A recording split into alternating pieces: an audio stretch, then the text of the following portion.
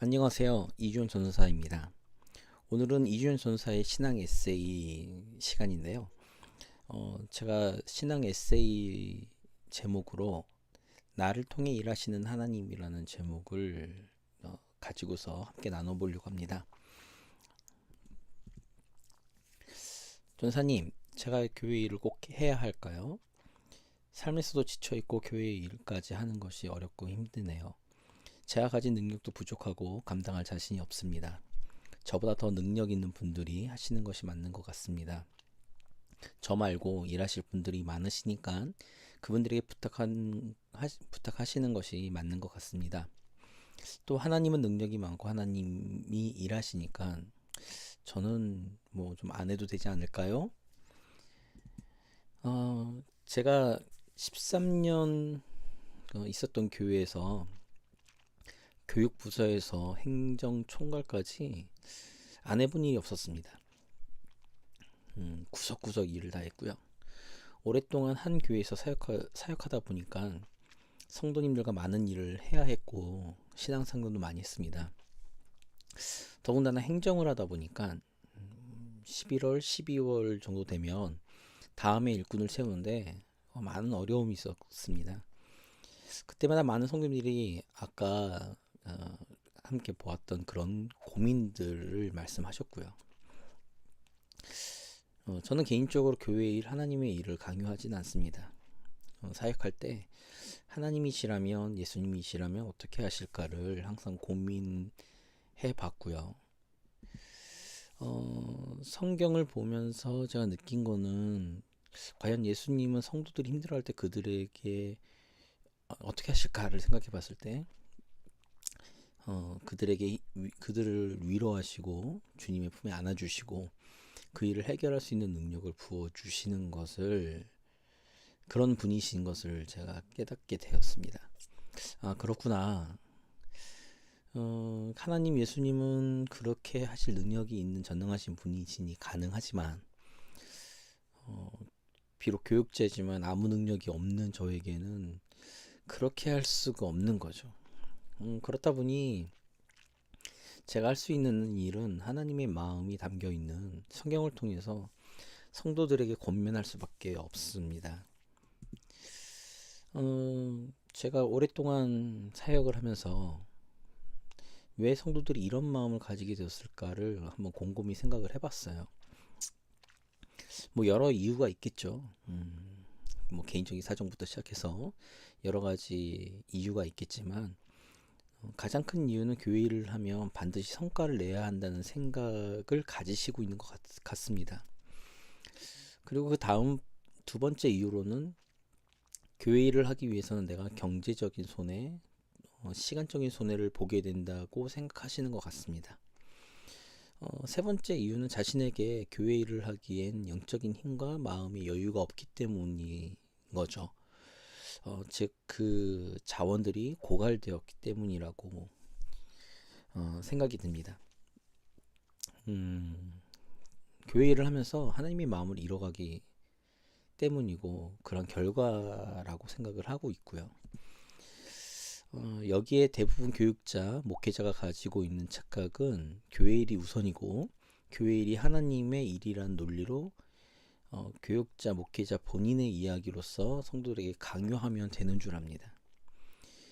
이게 굉장히 큰 착각이에요. 제가 제 사역의 경험을 통해서 보니까 양은 주인의 목소리에 가장 큰 위로를 얻고 가장 큰 힘을 얻습니다.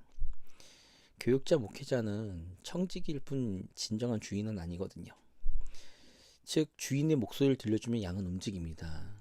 그러니까 청지기 목소리, 그러니까 청지기인 교육자, 목회자의 목소리가 아니라 목소리를 들려주려고 하는 것이 아니라 선한 목자이신 주인의 목소리, 곧 하나님의 말씀을 통해서 하나님의 목소리를 들려주면 양들은 움직인다고 저는 확신하고 또한 경험했습니다. 네, 서론이 길었습니다. 그러면 성경을 통해서 선한 목자의 마음이 어떤지 한번 살펴보겠습니다. 교회의 일, 하나님의 일에 대한 우리의 기본적인 자세를 찾아보려면 우리가 잘 알고 있는 마태복음 25장에 나타난 청지기 비유와 누가복음 19장에 나타난 문화의 비유에 대해서 살펴보면 될 것 같습니다. 많은 분들, 많은 목회자, 많은 설교자들이 이 부분을 가지고서 이렇게 살펴보니까 저도 함께 그 부분을 놓고 살펴보려고 하거든요. 먼저 그 마태복음 25장에 나타난 청지기 비유를 보면 15절에 나타난 대로 그 재능대로 주인이 소유를 맡겼습니다. 그러니까 그 재능, 가지고 있는 재능을 주인이 알아봤다는 거고요. 그리고 5달란트, 2달란트, 1달란트를 차등을 둬서 맡겼고 나중에 그에 따른 결산을 했습니다.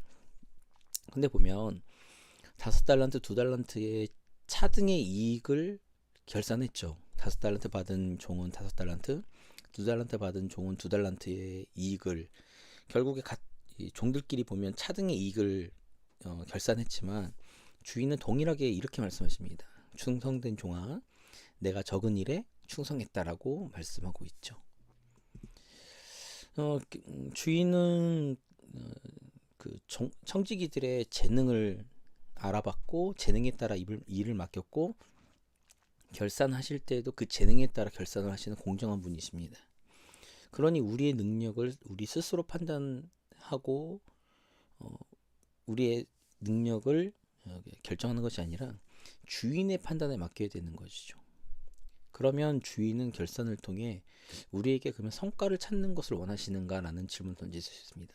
왜냐하면 5달란트 받은 자가 5달란트, 2달란트 받은 자가 2달란트를 남겼으니까 이런 성과, 눈에 보이는 성과를 원하시는가, 성과를 결산하는 것을 원하시는가라는 질문을 던져볼 수 있는 거죠. 무조건 결과를 내야 되는 것인가? 이에 대한 질문의 답은 비슷한 내용을 담고 있는 누가복음 19장 문화의 비유를 살펴봐야 좀 더 자세하게 알 수 있습니다.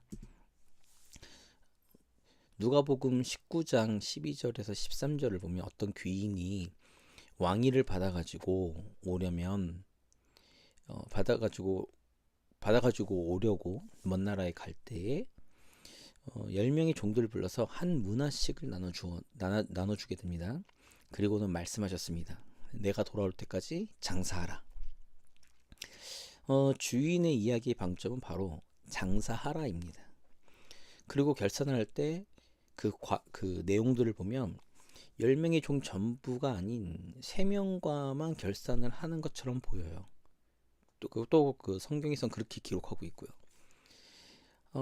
한 명은 10문화를 남겼습니다. 또 다른 한 명은 5문화를 남겼죠.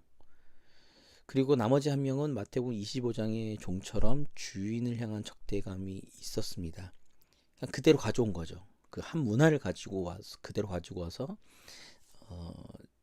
주인을 향해서 적대적으로 이야기를 하는 것을 성경을 통해 볼 수 있습니다. 그러면 10명의 종들이었는데 이 3명을 제외한 나머지는 어디 있을까요? 나머지 7명은 제 개인적인 견해로는 주인과 결산할 것이 없는 것으로 보입니다. 제 개인적인 견해로는 이 7명은 손해를 본 사람이 아닐까 생각이 드는 거죠. 그러니까 주인과 결산할 것이 없어 보이는 거죠. 이익을 남긴 것이 아니라 손해를 봤으니까. 그런데 중요한 것은 이 귀인은 그 나머지 7명에 대해서는 침묵하고 있습니다. 왜 그럴까요? 아까도 말한 것처럼 주인은 종들과 결산을 할 때 자신이 말한 장사하라는 명령에 순종했느냐 안 했느냐를 보는 것이죠. 제가 이렇게 생각하는 이유는 마태복음 25장과 누가복음 19장을 보면 한 달란트, 한 문화를 그대로 가져온 종에게 대해서 주인의 불같은 진노가 임했다는 것입니다.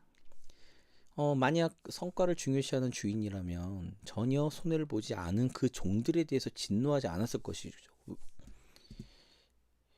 왜냐하면 손해를 본 것이 아니니까요. 근데 주인은 자신의 말에 순종하느냐 불순종하느냐가 중요했습니다. 이 내용에 나타난 주인에 대한 함의는 제 개인적인 견해로는 엄청난 부자였을 거라고 생각이 드는 거죠. 그렇기 때문에 주인은 이익을 내느냐 손해를 보느냐에 큰 의미가 없습니다. 왜냐하면 어마어마한 부자니까요. 몇 조, 몇십 조의 자산을 가진 사람에게 몇 억, 몇 천만 원은 있어도 그만 없어도 그만이기 때문입니다. 그러니까 다시 말하자면 비유에 나타난 주인, 비유에 나타난 귀인은 곧 하나님을 의미하는데 온 세상을 다 창조하시고 모든 것을 다 가지신 하나님에게 있어서는 성과를 내느냐 안 내느냐는 그리 중요한 것이 아니라 과연 그 하나님 말씀에 순종하느냐 안 하느냐가 중요한 거죠. 그러면 왜 주인은 자신의 말에 불순종한 사람에게 불같이 화를 낼까요? 여기에 대한 해답은 누가복음 19장에 있는데 19장 14절에 보면 백성 중에 그를 미워하여 우리의 왕됨을 원하지 않기 때문에 그의 말에 불순종하는 것이라고 기록하고 있습니다. 즉 우리에게 맡겨진 하나님의 일들에 대해 하나님이 결산하시는 것은 성과가 아닌 그 일에 대해서 온전하게 순종을 하느냐 안 하느냐를 본다는 거죠. 그러니 지금 하나님의 교회, 하나님 나라를 위한 일에 대해 우리는 과연 어떤 자세를 가져야 할까? 이것에 대해서 우리가 잘 생각해 봐야 됩니다. 그러니까 성과?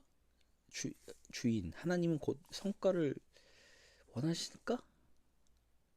뭐 이런 것들에 대해서 정확한 하나님의 마음에 대한 인식이 필요한 거죠. 두 번째로 살펴볼 것은 손해 보면서도 하나님의 일을 해야 하는가? 그리고 내가 아니어도 하나님의 일은 진행되지 않을까 하는 그런 성도들의 마음에 대한 질문입니다. 이 질문에 대한 답은 에스더서에서 찾아보려고 하는데요. 에스더 이야기는 다들 잘 아실 겁니다.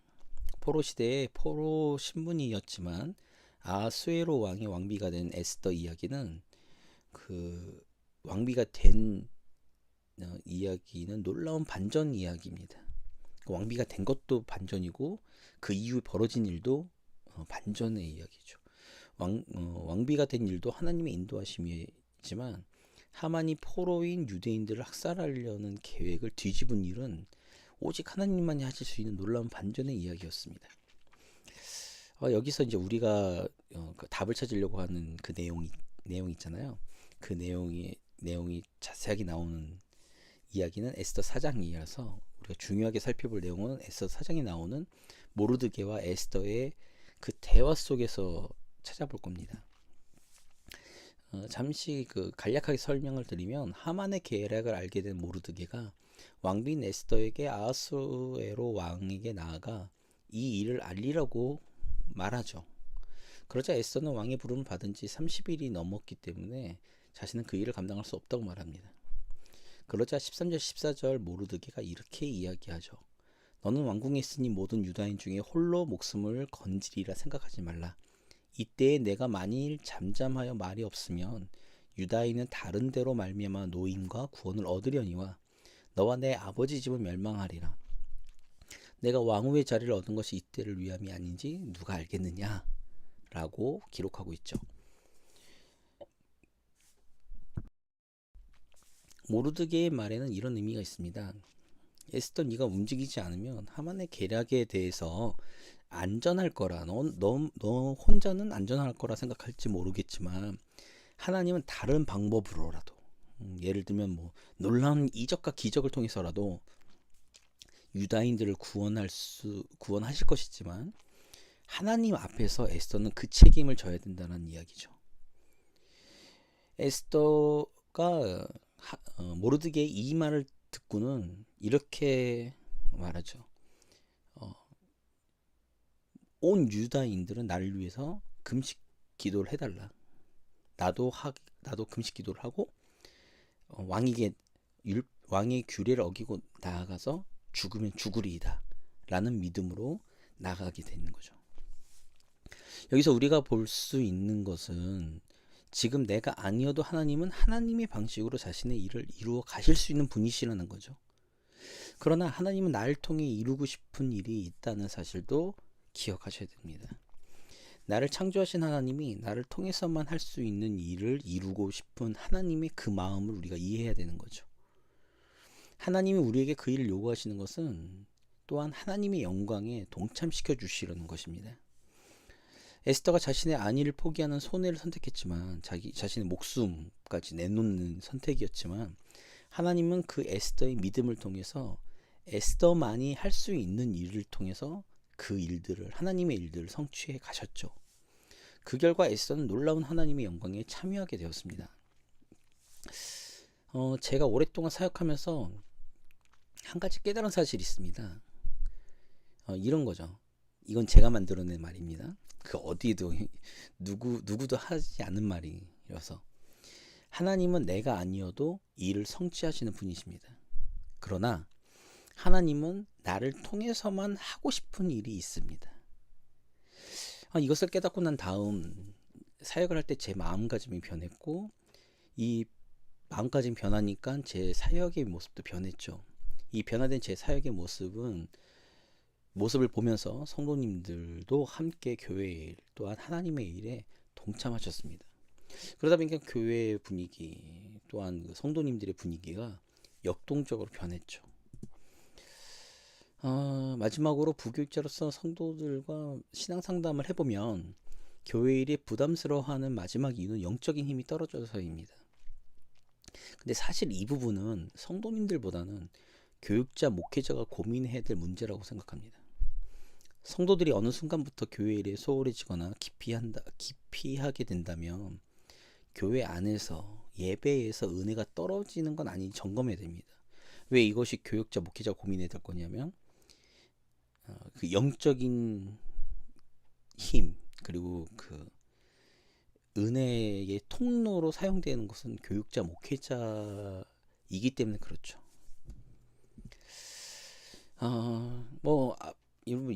앞에서 여러 가지 이야기들 했지만 우리가 교육자이든 목회자이든 성도이든 상관없이 우리는 하나님을 위해 우리의 신랑 되신 예수님을 위해 살아야 한다는 것은 다 똑같습니다. 또한 우리에게 요구하시는 하나님의 마음도 앞에서 언급됐던 그 마음들이 동일합니다. 현재 우리의 모습이 어떠하든 하나님의 능력은 우리의 모든 것을 덮고도 남는다는 것을 기억하십시오. 선한 목자이신 주님의 음성에 귀를 기울이고 주님의 뜻을 따라 주님의 일에 헌신하셔서 주님의 영광에 참여하시는 성도와 교회가 되시기를 부족하지만 제가 주님의 이름으로 기도합니다. 이주영 전도사의 신앙 에세이, 신앙생활 하면서 여러 가지 좀 궁금하신 부분이 있다면 댓글로 남겨주시고요. 구독과 좋아요 눌러주시면 제가 사역하는데 이 1인 미디어 사역을 하는데 큰 힘이 될 것 같습니다. 앞으로도 좋은 컨텐츠로 또한 신앙생활에 도움이 되는 컨텐츠로 찾아뵈려고 노력하겠습니다. 제가 가진 능력이 너무 부족하다 보니까 제가 한계를 느끼고요. 제가 이 1인 미디어 사역을 시작하면서 느낀 것은 제가 진짜 글을 못 쓰는구나, 제가 진짜 말을 못 하는구나, 이 생각이 굉장히 많이 갖게 되더라고요. 부족하지만 제 영상을 보시고 함께 나눠주신 분들 감사드립니다. 네, 그러면 오늘 하루도 승리하시는 하루가 되시기를 기도하면서 다음에 찾아뵙겠습니다. 예, 감사합니다.